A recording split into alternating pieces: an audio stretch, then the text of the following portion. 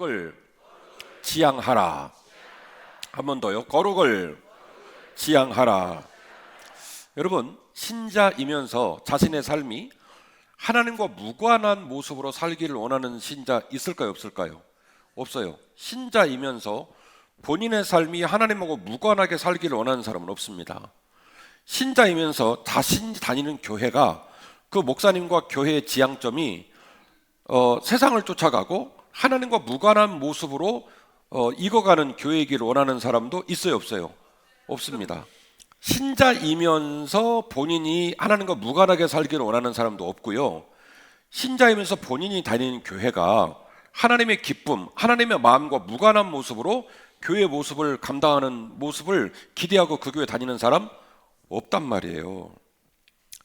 오늘은요, 그런 마음을 갖고 있음에도 불구하고 목사도 힘들어하고 성도도 힘들어하고 신앙생활 하다 보면 항상 기쁘고 즐거워요, 속상할 때가 있어요? 아, 그래요?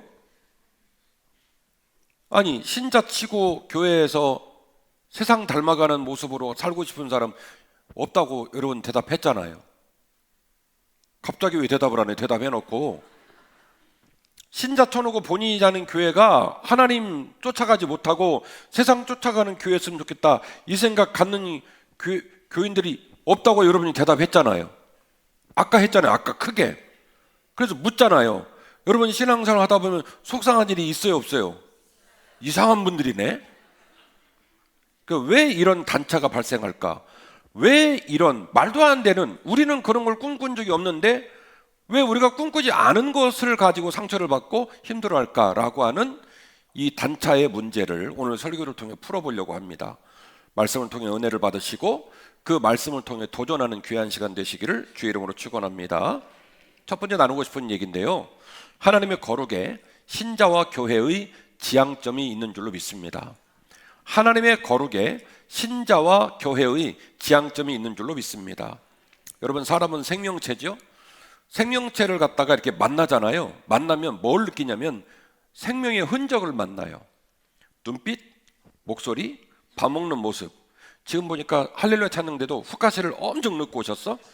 그러니까 이제 이렇게 머리에 쫙 둬도 괜찮죠? 이런 모습을 보면서 생명의 흔적들을 느껴요. 옷 입은 걸 보고 생명의 흔적을 느끼고 말하는 목소리를 들으면서 저 사람은 살았네? 이런 느낌 받거든요. 그런데 그 생명체를 지속적으로 만나면 다른 걸 느낍니다. 지속적으로 만나면 뭘 느끼게 되냐면 그 사람하고 나하고의 동질성을 느껴요. 동질성이 안 느껴지면 지속적으로 만나요? 못 만나요? 못 만납니다. 돌아가신 부모님이 또 돌아가셔요? 살아계신 어머니는 위중하시고요. 그래서 무슨 핑계를 대고라도 안 만나요. 자주 만나잖아요. 자주 만나면 뭘 느끼냐면 나하고 저 사람하고 동질성 비슷하구나, 생각이 같구나, 마음이 같구나 라는 것을 느끼고요. 그 동질성을 느끼고 나면 사람은 자연스럽게 뭐를 하냐면 응집성을 가져가요. 그 동질성을 풍성하게 하기 위하여, 그 동질성을 더 뜨겁게 하기 위하여 압박을 합니다. 압박을 해서 그걸 높여요. 그 동질성을 풍성하게 높입니다. 그래서 생명체를 지나가다가 가끔 만나면 생명의 흔적을 느끼지만 지속적으로 만나면 뭘 느끼냐면 동질성을 느끼고, 그리고 그 동질성을 통한 응집성을 느낍니다. 그리고 그 동질성과 그 응집성을 통해서 뭐를 알 수 있냐면 그 생명체의 모임의 지향점을 알게 돼요. 여기까지는 따라오셨죠? 그러니까 그 공동체 사람들이 하는 언어, 행동, 눈빛, 소통 방식을 보면 그곳에 동질성이 있고 그 동질성을 강화시키는 응집성이 계속 강화되다 보면 뭐가 나오냐면, 그 공동체에 뭐가 나오냐면 지향점이 나와요. 제가 오늘 우리들의 신앙생활에 고민하고 있는 그 단차를 풀 수 있는 방법으로서 그 지향점을 여러분에게 소개했어요. 목회자와 성도가 지향해야 될 지향점은 어디에 있냐면 하나님의 거룩에 있다는 거예요. 그 하나님의 거룩에 신자와 교회의 지향점이 있어야 된다. 지금 제 얘기는 거꾸로 풀어가는 겁니다. 우리 공동체가 추구해야 될 지향점이 어디에 있다고요? 거룩에 있다. 그러면 우리 공동체 각 사람의 동질성은 어디서 기원이 돼야 됩니까? 우리 공동체가 지금 매주일 만나지 않습니까? 여러분, 저에게 사형제가 있는데요. 사형제 1년에 많이 만나봐야 5번 못 만나요. 그런데 신자는요, 공예배만 제대로 나오면 최소 200번, 많으면 600번 만납니다. 가족보다 훨씬 많이 만나요. 그렇게 지속적으로 만나는 동질성, 그 지속적으로 만나는 과정에 이루어지는 응집성 속에서 우리가 추구해야 될 결론, 지향점이 있는데 그게 뭐냐면 하나님의 거룩이라니까요. 그러면 거꾸로 얘기합시다. 그러면 우리가 느껴야 될 동질성이 어디에 있어야 되는 거예요? 비트코인, 주식, 명예, 권력, 쾌락, 취미생활, 어디에 있어야 돼요? 그 동질성이 바로 하나님의 거룩에 있어야 한다는 것입니다. 오늘 본문의 말씀 19장 1절, 레위기 19장 1절인데요. 여호와께서 모세에게 말씀하여 이르시되 너는 이스라엘 자손의 온 회중에게 말하여 이르라. 너희는 거룩하라. 이는 나 여호와 너희 하나님이 거룩함이니라. 다 보세요. 하나님은 우리에게 말하는 거예요. 얘들아, 너 목사잖아, 너 장로잖아, 너 반주자잖아, 너 바이올린 키잖아, 너 드럼 치잖아. 근데 말이다, 드럼을 쳐도 베이스를 띵띵띵띵 연주를 해도 내가 너에게 명하노니 거룩하라. 왜냐하면 네가 사랑하는 내가, 네가 관심 갖는 내가 어떤 사람이냐면, 어떤 존재냐면 거룩한 존재이기 때문에 너는 뭐하라? 거룩하라. 거룩이라는 단어는요, 히브리어 명사 코데시, 형용사 카도슈, 이 말인데요, 우리나라 말로 풀어서 말하면 하나는 분리, 세퍼레이트, 분리되다라는 말이고, 또 하나는요 디퍼런트, 다르다란 말이에요. 물론 이 분리라는 단어와 이 다름이란 단어에도 거룩을 다 담아낼 수는 없어요. 66권 가운데 거룩은 A에서 Z까지가 이렇게 된다라고 완벽하게 정리해 놓은 성경은 없습니다. 그래서 66권을 관통하고 있는 하나님의 정신, 하나님의 마음, 하나님의 방향성들을 통해서 거룩이라는 단어의 의미를 추출하고 우리가 깨달아야 되는데요, 어쨌든 단어의 원어의 뜻을 가지고 말씀을 드린다면 코데쉬라고 하는 명사는요, 세퍼레이트, 분리, 또 하나는 디퍼런트, 다름이라는 뜻이에요. 그리고 국어사전에서 말하고 있는 건 뜻이 매우 높고 위대하다라는 뜻으로 무슨 단어를 쓰냐면 거룩이라는 단어를 씁니다. 의역을 하자면요, 비록 세상 가운데 살고 있지만, 비록 세상의 구성원으로 살고 있지만 세상의 법으로 멍들지 않고 구별되어서, 분리되어서, 세퍼레이트, 분리되어서 하나님의 법을 따르는 지향과 삶, 디퍼런트, 무리 가운데 같이 있으면서도 그 무리에 함몰되지 않고 달라지는 삶으로 살기를 원하는 그 지향, 그 지향하는 삶을 뭐라고 말할 수 있냐면 비로소 거룩이라고 말할 수 있는 거예요. 하나님께서는 우리에게 십계명을 주셨는데요, 십계명은 하늘로는 하나님과의 관계에서 거룩을 말합니다. 뭐라고 그러죠? 세상 모든 사람은 수만 가지의 우상을 섬기지만 너희는 분리, 세퍼레이트, 너희는 구별하여, 분리하여 그 우상을 섬기지 마라. 새긴 우상을 섬기지 마라. 즉 십계명의 4계명은 하나님과의 관계에서의 거룩을 말하고요, 나머지 5계명에서 10계명은 사람과의 사람 사이에서 또 거룩을 요구하고 있는 것입니다. 거룩이라는 단어 중에 분리라는 단어가 있다고 그랬죠? 뜻이 있다고 그랬죠? 레위기 11장 44절입니다. 나는 여호와 너희의 하나님이라. 내가 거룩하니 너희도 몸을 어떻게 해요? 몸을 구별하여, 아까 말씀드린 분리, 세퍼레이트, 몸을 구분, 분리하여 거룩하게 하고 땅에 기는 짐승으로 말미암아 스스로를 더럽히지 말아라. 나는 너희의 하나님이 되려고 너희를 애굽 땅에서 인도하여 낸 여호와라. 내가 거룩하니 너희도 거룩할지어다.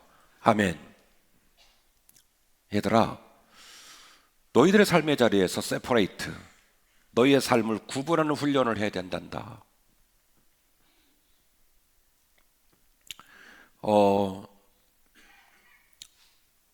술을 먹으러 갔는데, 못 가봤지만 엄청 비싼 술 먹는 데 있다면서요.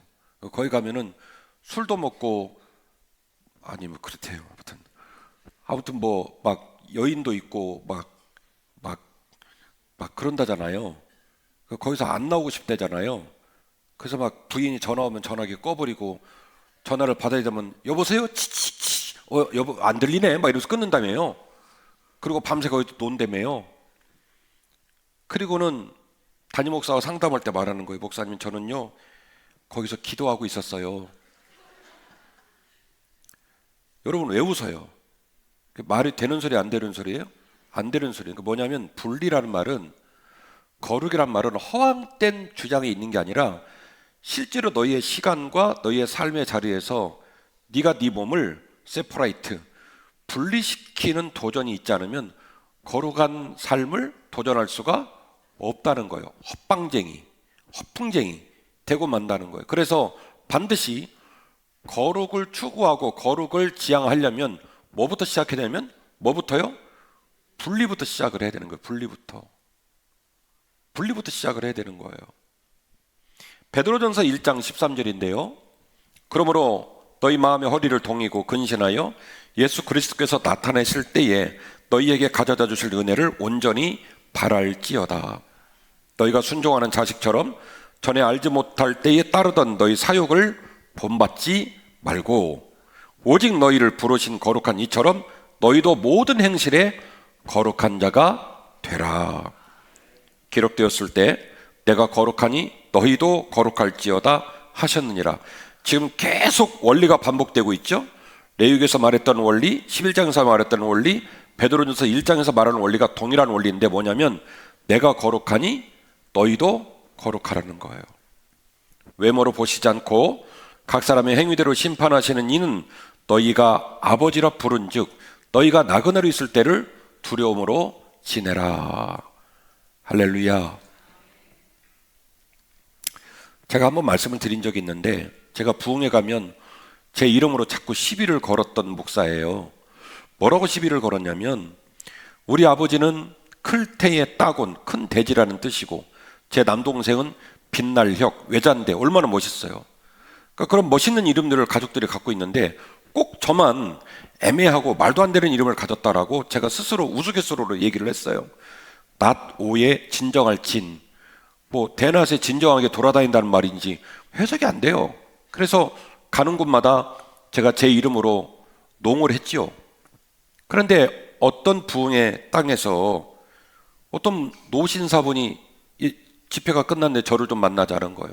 목사님, 말씀이 너무너무 은혜 받았습니다. 그런데 제가 좀 드릴 말씀이 있다는 거예요. 그래서 드리시라고 그랬더니 그분이 한문학자이셨어요. 이렇게 말씀하셨습니다. 목사님, 누가 목사님 이름을 지었나 모르겠지만 목사님 이름은 목사님 직업에 완벽하게 맞는 이름입니다. 제가 무슨 말씀이세요? 그랬더니 낮 오라는 말이요, 정오 12시에 빛을 말하는 말이래요.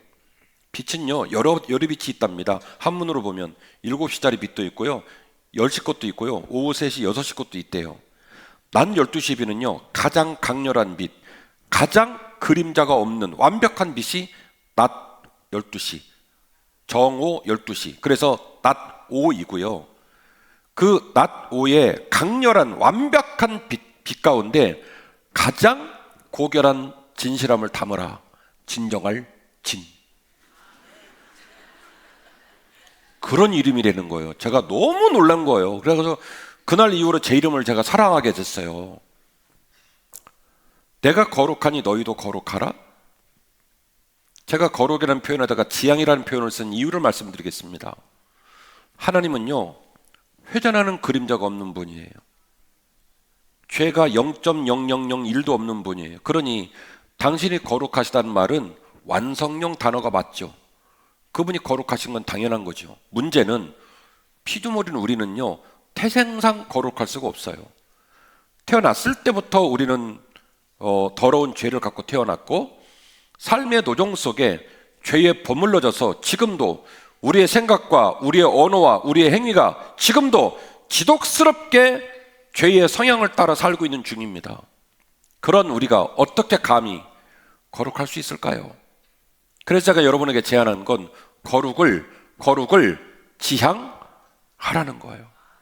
우리가 죄중에 놓여 있습니다. 우리의 생각, 우리의 마음가짐, 우리의 삶이 항상 병들 수 있습니다. 그럼에도 불구하고 하나님 아버지께서 우리에게 은혜를 주셔서 당신의 완벽한 거룩을 흘려내려 보내주시고 당신의 완벽한 거룩을 본받기를 원하여 도전하는 우리에게 거룩할 수 있도록 우리의 생각과 우리의 마음과 우리의 삶을 치료해 주시기에 우리는 반드시 거룩을 지향해야 할 줄로 믿습니다. 악하고 더러운 것들로부터 우리의 몸과 마음을 분리하고 삶의 지향과 실천에서 다름을 지향하면서 아까 말씀드렸던 것처럼 디퍼런트, 같이 살고 있어요. 같이 밥을 먹어요. 같이 일상의 삶을 지내고 있는 이 복판 속에서 항상 뭔가 좀 다른 모습, 저 사람의 마음, 저 사람의 언어, 저 사람의 행위가 좀 더 다르구나라고 하는 그 느낌을 가지고 살아가는 것, 그런 삶을 살려고 몸부림치는 것, 그것이 바로 거룩을 지향하는 삶인 줄로 믿습니다. 그러므로 거룩을 지향하는 삶에 신자와 교회의 지향점이 있고요, 거룩을 향한 지향이 우리를 치유하고 생명력을 풍성하게 할 줄로 믿습니다. 사랑하는 한빛가족 여러분, 저와 여러분은 치유의 대상이에요. 우리의 생각, 우리의 가치관, 우리의 삶의 자리가 모두 다 무슨 대상이냐면 치유의 대상이란 말입니다. 거룩을 지향하십시오. 거룩을 지향할 때에 하나님께서 우리를 친히 치유하실 줄로 믿습니다. 거룩을 지향하시고 거룩을 지향하기 위하여 우리를 짓누르는 죄악의 습관들을 미워하는 순간 하나님께서 우리의 심령을, 우리의 마음과 언어를 치유하실 줄로 믿습니다. 그리고 그 치유를 통하여 드디어 하나님의 거룩한 생명력이 우리 마음에 풍성하게 하실 줄로 믿습니다. 여러분 생각해 보실까요? 사람은요 반드시 우리 안에 있는 생각과 관점으로 말하고 행동을 합니다. 가끔 우리가 너무 생각 없이 행동하고 말하는 인간을 보면 뭐 이런 표현 쓰잖아요. 뇌를 집에다 빼놓고 왔냐, 대갈통에는 뭐가 들어있냐, 뭐 이런 말을 하잖아요. 그 말은 무슨 얘기냐면 정상적인 사람은 항상 뇌가 어디 들어있냐면 머릿속에 들어있어 갖고 그 뇌에서 생각을 하고 고민하고 내가 어떻게 말할까, 어떻게 행동할까, 그런 근심을 가지고 그런 경성, 깨우침을 가지고 살기 때문에 그러지 않은 사람을 보면 놀라는 거예요. 그래서 말하는 거예요. 뇌를 빼놓고 왔냐고 얘기하는 거예요. 목사가 아니라 목사 위에 또 목사를 할지라도 사람은요 어쩔 수 없이 어떻게 말을 하냐면 자기 마음속에 있는 걸로 말을 하게 돼요. 내 안의 거룩과 하나님을 향한 순종과 하나님의 시각, 그것으로 교회와 신자를 보지 못하면 우리는요 오직 세상적인 시각으로 교회를 볼 수밖에 없어요. 사랑하는 한빛가족 여러분, 저는 유리그릇 같은 인생을 살아요. 여러분 말씀을 듣는 입장이고 저는 말을 하는 입장이에요. 다행히 여러분이 저를 어떻게 평가하든지 간에 저 스스로는 아직까지는 하나님의 생각에 집중하려고 노력하면서 살아요. 제가 오늘 이 설교를 준비하게 된 계기가 뭐냐면 요사이 우리 교회 부목들이 다 바뀌었잖아요. 그 중에 설교를 제일 많이 한 분이 저기 앉아있는 박봉현 목사님이에요. 제가 이 목사님 설교를 들으면서 굉장히 도전을 받았어요. 정신이 번쩍 들었어요. 왜냐? 저분은 우리 교회 식구들 삶의 자리를 몰라. 저분이 얼마나 싸나운지, 저분의 삶에 어떤 애로사항이 있는지 전혀 몰라. 그래갖고 저분이 강대상에 나와 설교를 하시는데요, 설교가 무지하게 담백한 거예요. 굉장히 원론적이고 그리고 하나님 말씀에 흠뻑 젖은 채로 설교를 하는 거예요. 제가 그 설교를 듣는 모습을 보고 굉장히 밑에 설교를 들으면서 도전을 받았어요. 그리고 부끄러웠어요. 물론 저분도 한 1, 2년 있다 보면 설교가 복잡해질 거예요. 왜냐하면 목사의 설교는 성도의 가슴에 담아지기 때문에 삶의 이야기들을 고민 안 할 수가 없어요. 제가 비교적 여러분들 앞에 말을 잘하는 편이지만 말을 할 때도 여러분들의 애로사항들을 비껴가기 위해서 얼마나 노력을 하는지 몰라요. 왜요? 정통으로 맞닥뜨리면 상처받으니까. 근데 문제는 50명이면 그나마 비껴가겠는데 이제 몇 병만 되면 이제 미치는 거예요. 어떻게 비껴가게 생겼어요? 다 눈을 이렇게 뜨고 쳐다보고 있는데. 저분도 한 1년 지나면 심란할 거예요. 하지만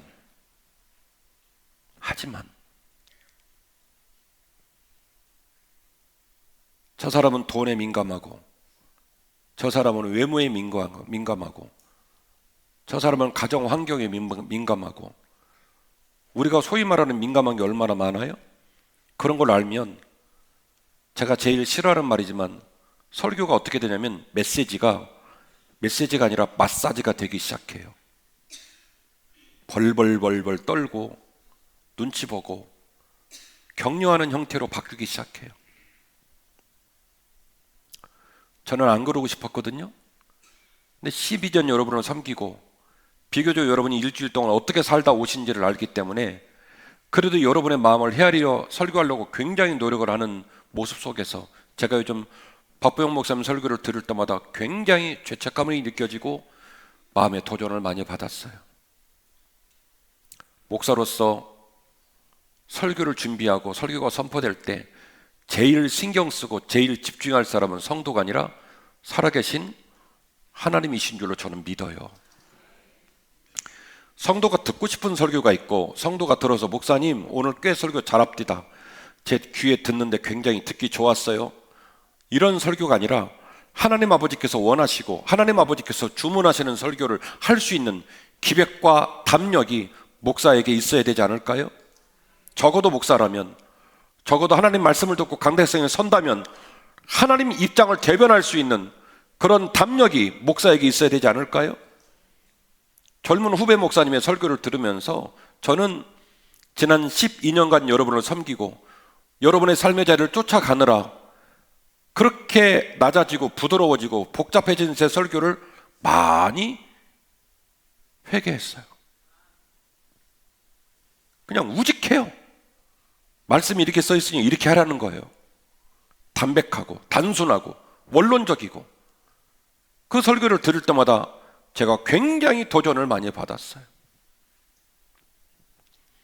어떤 사람하고 대화하면서 그 사람의 말을 들여다보면 그 사람 안에 무엇이 있는지, 그 사람의 삶이 무엇을 지향하는지를 우리는 단박에 알 수 있습니다.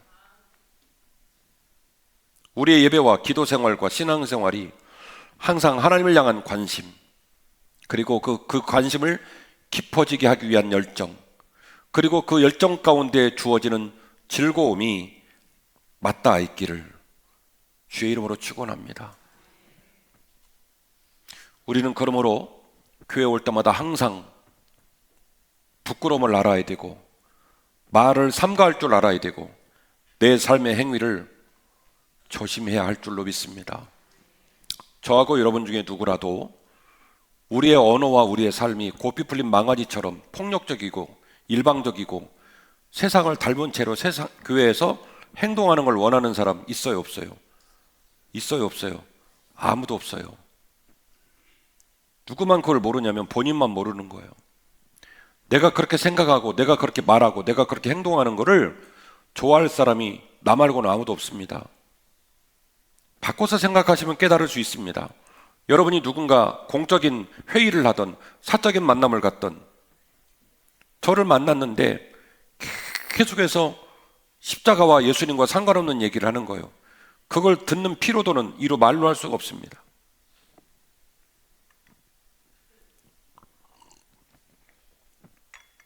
제가 커피를 좋아하거든요. 근데 저는 커피를 제 목회나 주님이나 여러분보다 더 좋아하진 않아요. 그래서 제 방에는 커피를 드립하는 기구가 있지만 1년에 드립을 해서는 먹는 경우는 10번도 안 돼요. 드립이 시간이 많이 걸리거든요. 그래서 머신 놓고 버튼 눌러서 금방 갈아서 먹고 또 이래요. 얼마 전에 어떤 목사님을 만나러 갔습니다. 목사님 집무실 한쪽 벽면이 전부 다 커피 기구예요. 그리고 첫 마디가 이렇게 시작됐어요. 목사님, 커피 좋아하신다며요? 제가 그때 아니요 이랬어야 되는 거예요. 예라고 말했다가 죽어버리는 줄 알았어요. 2시간 동안 숨도 안 쉬고 커피 얘기를 하는 거예요. 커피의 유래, 품종의 구분, 드리블할 때 발생되는 맛의 변화, 막 1시간 50분째는 벽 뚫고 나가겠더라고. 저는 커피를 좋아하지만 그런 걸 다 알고 싶진 않아요. 커피 맛을 즐기되 적당히 즐기고 끝내기를 원해요. 김진호 목사 만났을 때 숨도 안 쉬고 2시간 말하고 싶은 건 커피가 아니라 주님이요. 커피가 아니라 하나님의 말씀이요. 오늘 설교의 서두로 가보십시다. 신자치고 자신이 주님 안 닮고 세상 닮기를 원하는 사람이 있다 없다? 없다고 그랬죠. 신자치고 다시 자는 교회가 하나님의 원리, 하나님의 관심사와 무관한 모습으로 세상적인 방법과 원리로 그렇게 진행되는 교회 다니고 싶다, 안 다니고 싶다? 안 다니고 싶다고 얘기했잖아요. 근데 왜 우리는 교회에서 그런 걸 경험하죠? 왜 우리는 교회에서 그런 고민에 빠지죠? 왜 그렇습니까? 표리부동. 말은 그렇게 하지만 우리의 가슴과 생각과 가치관이 거기에 집중되어 있지 않기 때문에 그렇습니다. 명분은 있지만 그 명분과는 달리 우리의 생각과 가치관은 그것을 지향하고 있지 않기 때문에 그렇습니다. 교회에 와 있으면서도 여전히 세상을 지향하고 교회에서 의사를 결정하고 어떤 방향성을 가정할 때 하나님의 거룩으로 방향을 정하지 않고 세상의 방법과 세상의 관심으로 방향을 정하다가 일어난 일이에요. 반드시 목사와 성도와 교회는 하나님이 거룩하시기에 너희도 거룩하라 말씀하신 그 말씀에 아멘으로 순종해야 하고, 공적인 모임이 됐던 사적인 모임이 됐던 교회는 반드시 그 하나님의 거룩을 지향해야 할 줄로 믿습니다. 그러면요, 행복하지 말라고 해도 행복해져요. 그러면요, 풍성하지 말라고 해도 풍성해져요. 그러면요, 우리 서로가 친하게 지내려고 특별하게 노력을 안 해도 친해집니다. 어떤 셀에 들어가든 주방봉사를 하든 아이들을 가르치든 할렐루야 찬양대를 내든 어떤 일을 할 때 어떤 의사결정을 내릴 때 그게 불편하고 이해가 안 되고 그럴 일이 없어요. 왜냐하면 담임 목사부터 어린아이 이르기까지 어떤 의사결정을 내리는 기준이 어디가 있냐면 하나님의 거룩에 가 있기 때문에 오해할 이유도 없고 이물감이 생길 이유도 없고 전부 다 하나로 동질이 됩니다. 무엇으로 동질이 됩니까? 하나님의 거룩으로 동질이 되고요. 전부 다 하나로 응집이 됩니다. 뭘로 응집이 돼요? 하나님의 거룩으로 동질이 일어났으니 그 동질이 뭐가 됩니까? 응집이 되어지고요. 그 동질과 그 응집이 뭐를 발생시키냐면 그 목사와 그 장로와 그 성도와 그 교회의 지향점을 발생을 시키는 거예요. 교회가 살아있는지, 그 교회가 하나님의 기쁨으로 나아가는지가 어디서 결판이 나냐면 거기서 결판이 난단 말이에요. 담임 목사로 성도를 끌어안고 설교하는 일이 만만치 않아요. 여러분의 아픔과 슬픔을 알기 때문에 요사이도 독감으로 힘들어하시고 수술사로 힘들어하시고 다 알죠. 그러나 저는 생각해요. 젊은 부목사님의 설교를 들으면서 내 설교가 좀 더 하나님 쪽으로 맞닿아 있기를, 내 설교가 좀 더 담백하고 단순하고 힘있는 설교가 되기를, 성도들 눈치 보지 말고 성도들 복잡한 사연에 구부러지지 말고 하나님 아버지의 그 공의로우신 빛을 깨끗한 거울 되어서 기탄 없이 선포할 수 있기만을 간절히 원하는 저항이 제 마음에 있어요. 12년 전에 부임했을 때 모습으로 좀 더 깨끗하게, 좀 더 힘있게 말씀을 전할 수 있었으면 좋겠다라고 하는 소원이 저한테 있더란 말이에요. 교회 전체적인 목회적인 분위기를 환기시키면서 강대상을 바꿀 생각을 했어요. 지금 우리 교회 강대상 5개는 상품이 아닙니다. 제가 상품의 컨셉을 보고 우리 교회 사이즈에 맞춰서 다 줄자로 재가지고 주문 제작을 했어요. 그래서 금액이 정해지지 않은 채로 하나씩 제작이 이루어졌고, 또 성찬 예식할 때 그 전에 쓰던 굉장히 무겁고 좀 잘 안 맞는 그거를 바꿔서 성찬도 다 바꿔놨어요. 그리고 싹 제작이 끝나고 나니까 규모가 나왔고 이제 그 규모를 지불을 해야 될 입장인데, 제 마음 가운데서 성령님이 이런 마음을 주시는 거예요. 네 한빛교회 가족들 중에 그 강대상을 자신의 삶의 사연과 감사를 가지고 감당하기를 원하는 사람이 있으니까 성도들로 하게끔 해라, 이런 마음을 주셨어요. 그래서 제가 강대상에 여러분에게 선포했습니다. 참 신기하죠. 딱 선포 한 번 했는데 연락들이 오는 거예요. 그럴 만한 분한테 연락이 온 게 아니라 그럴 만한 분이 아닌 분들이 주로 연락을 했어요.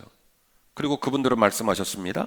목사님, 제 가정과 제 일생에 작년에 이런저런 일이 있었고 요즘은 이런저런 있는데 목사님 말씀을 들을 때에 그 강대상은 내가 해야 되는구나라는 생각이 들었어요 라고 말씀해 주시는 거예요. 신기하죠? 제가 말을 했기 때문에 손 들어보세요. 제가 전화해서 강대상 하라고 한 사람 있는지. 왜 안 들어요? 제가 그러라고 시킨 사람 있는지. 없지요? 전화 오셔서 목사님, 그 강대상은 제가 해야 될 것 같아요. 놀라운 것은 총 강대상이 5개인데 5개 강대상의 총 지불금에 거의 맞는 분들이 연락을 주셔서 얼추 딱 맞아 떨어진 거예요. 안 놀라시네? 저는 되게 놀랐는데 하나님은 지금도 살아계십니다. 지금도 일하고 계시고 지금도 우리하고 계속 밀접한 관계를 맺으면서 우리가 갈 길을 일걸어 가십니다.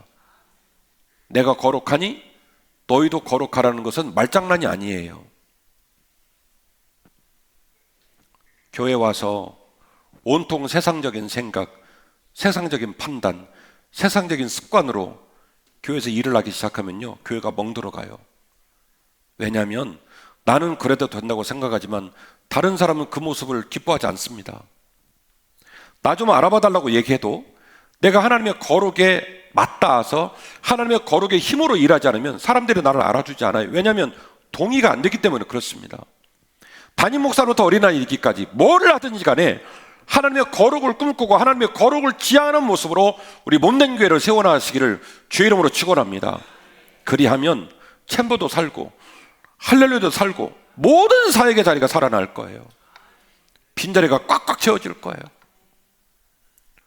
사랑하는 윤영천 목사님, 배치를 잘 바꾸고 당신 거기 있으면 안 돼요. 홍창민 목사님한테 맡기고 다음 주부터는 2층으로 올라가세요.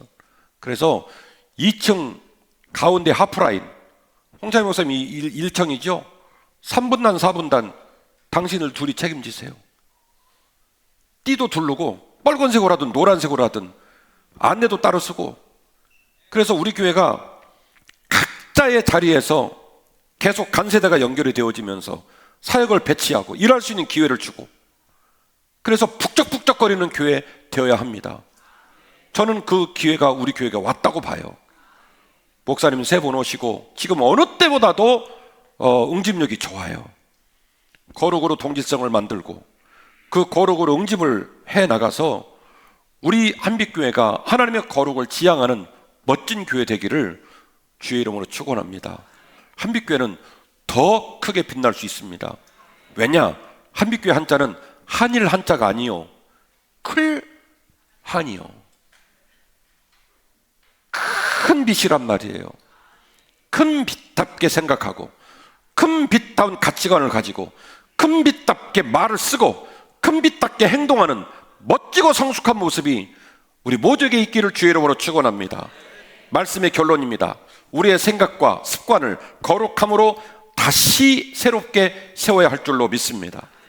저는 기대합니다. 올 한 해 이 강대상의 말씀이 거침없고 자유한 하나님의 말씀으로 충만한 한 해가 되기를 간절히 소원합니다. 저는 기대합니다. 올 한 해 우리 성도들이 있는 땅이 그곳이 어디든지 거룩을 지향하고 하나님의 마음으로 충만하게 선포되기를 간절히 기대합니다. 스스로 속이지 말라. 하나님은 업신여김을 받지 아니하시나니 사람이 무엇으로 심든지 그대로 거두리라. 자기의 육체를 위하여 심는 자는 육체로부터 썩어질 것을 거두고 성령을 위하여 심는 자는 성령으로부터 영생을 거두느니라.